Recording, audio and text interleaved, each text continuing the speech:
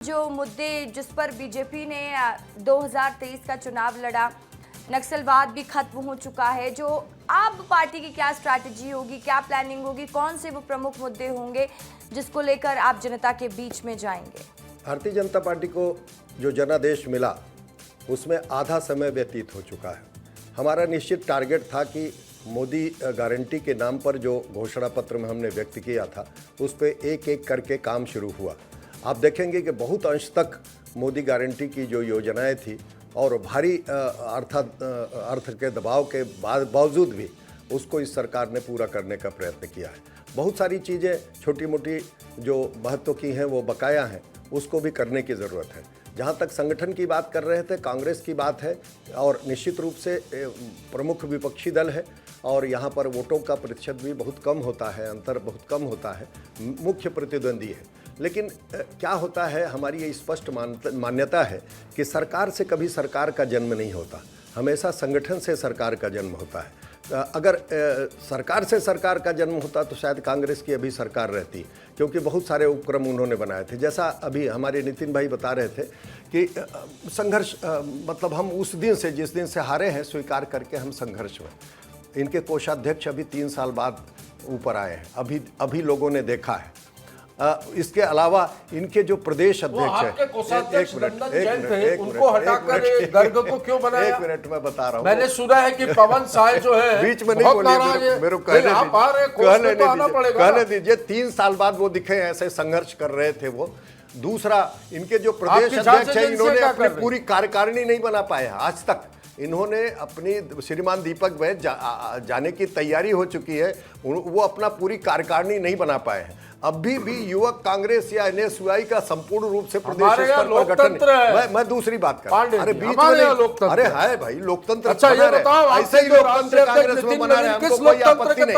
उसी लोकतंत्र के बारे में बता रहे हैं। किस लोकतंत्र के तहत अध्यक्ष बने? यही लोकतंत्र हम बता रहे हैं। किस लोकतंत्र के तहत? अरे भैया यही लोकतंत्र तो हम बता रहे हैं, आप सुन क्यों नहीं रहे? विष्णुदेव साय जी ने किरण सिंह देव जी को आप बोल लीजिए, अपना विषय रख लीजिए, फिर मैं रसिका जी आप नितिन जी को बोलने नहीं दीजिए। चलिए शिवनारायण पांडे जी, आप अपनी बात पूरी करिए, फिर मैं आप अपनी बारी में अपना रखिए। श्रेष्ठ तरीका यही होता है। नहीं, समय कम रहता है तो मेरे समय को नष्ट मत करिए ना। कहने का मतलब ये है कि कांग्रेस ने जो 5 साल की सरकार लागू की थी, चलाया था अपना, उसमें इतने सारे घोटाले हुए कि वैसी स्थिति में ब्यूरोक्रेसी जो है जेल के अंदर गई, बड़े बड़े नेता जेल के अंदर गए, कैबिनेट मिनिस्टर जेल के अंदर गए। एक प्रकार से लॉलेसनेस इस प्रदेश में खड़ा कर दिया गया था। सारी संवैधानिक संस्थाओं को टोटल एक्सप्लॉइट कर दिया गया था। ब्यूरोक्रेसी पूरी तरह से हताश और निराश और पूरी तरह से नष्ट भ्रष्ट हो गई थी। उसका पुनर्स्थापन करना ये 2.5 वर्षों के कार्यकाल में हुआ। आगे आने वाले 2.5 साल में भारतीय जनता पार्टी अपने एजेंडे पर खुलकर आगे बढ़ेगी। संगठन उसका मजबूत है, उस संगठन के आधार पर हम पूरी तरह से और जनता के बीच में और एक अच्छी फिजा कायम करेंगे। अभी तक की जो सेटबैक हमको काम के में मिलता रहा, उसका सबसे बड़ा कारण है कि अर्थव्यवस्था पूरी तरह से जर्जर कर दी गई थी। घोटालों से पूरी तरह से ये प्रदेश एकदम से खाली कर दिया गया था। तमाम तरह के घोटाले किए गए थे। बड़े बड़े लोग, आप बताइए कोल घोटाला, आप बताइए शराब घोटाला, आप बताइए जो है धान का घोटाला, आप बताइए महादेव सट्टा, 10,000 करोड़ कौन चला रहा है? 10,000 करोड़ के आसपास यहाँ से छत्तीसगढ़ से पैसा बाहर चला गया। अर्थव्यवस्था पूरी खत्म हो गई। अब ये आपका कोई विधायक है के 2.5 साल बाद, आपका कोई एक विधायक है जो सट्टा पैनल चला रहा है, महादेव सट्टा पैनल अपने जो है एजेंडे पर काम करने वाली है और कुल मिला के एक जो है अच्छी सरकार भारतीय जनता पार्टी दे रही है।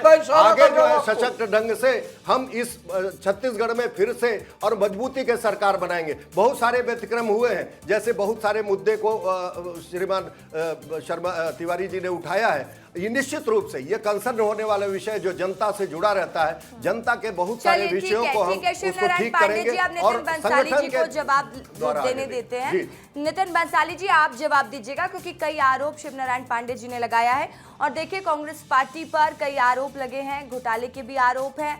कांग्रेस कैसे इस नरेशन को चेंज करेगी 2028 के पहले, क्योंकि बीजेपी ने लगातार कांग्रेस पार्टी पर आरोप लगाया है, तो तमाम घोटालों को लेकर भी बीजेपी हमेशा से जिक्र करती हुई आई है। 2.5 साल किया क्या?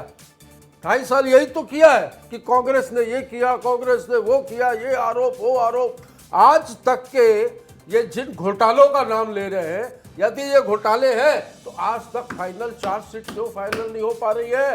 फाइल क्यों नहीं हो पा रही है? केस का ट्रायल क्यों शुरू नहीं हो रहा है? 4 साल, किसी केस को 3.5 साल, किसी केस को 3 साल, सिर्फ इन्वेस्टिगेशन, सिर्फ चार्जशीट। इधर से ईओडब्ल्यू से छोड़ेंगे तो ईडी से छोड़ेंगे तो सीबीआई।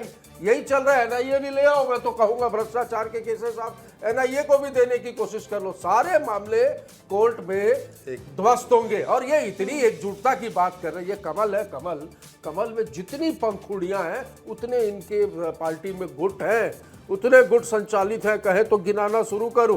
बृजमोहन अग्रवाल जी ने 20 चिट्ठियां लिखी हैं, 20 चिट्ठियां, आंकड़ों के साथ बता रहा हूं। प्रदेश के मुख्यमंत्री विष्णुदेव साय को विभिन्न जनहित के मुद्दों को लेकर एक में कार्रवाई नहीं हुई। सुशासन की बात करते हैं, सुशासन तिहार चलाया, किस प्रकार जनता ने इनके सुशासन को देखा और किस प्रकार इनके मंत्रियों ने वहां पर सरकार की, खुद की सरकार की आलोचना की। इनके घर शीशे के हैं, जिनके घर शीशे के होते हैं उनको पत्थर नहीं मारना चाहिए और कांग्रेस के आंतरिक मामलों में दखल अंदाजी मत दीजिए।